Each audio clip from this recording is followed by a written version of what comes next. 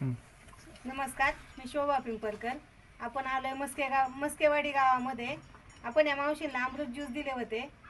त्या सांगतील त्यांना कशावर रिझल्ट आला आणि काय आजारी होते. आधी 10 दिवसापूर्वी नाव सांगा ना. माझं नाव नंदा मस्के.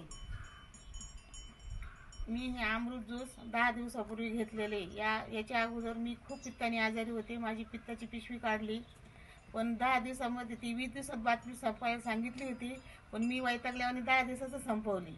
पण मला तेव्हापासून जवळजवळ 25 ते 30% अनुभव आलेला आहे. आराम पडलाय.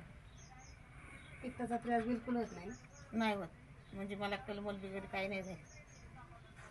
नाही तर मला सतत अशी पोटामध्ये एकदम आग व्हायची आणि कलमल व्हायचं, वांत्या व्हायचं.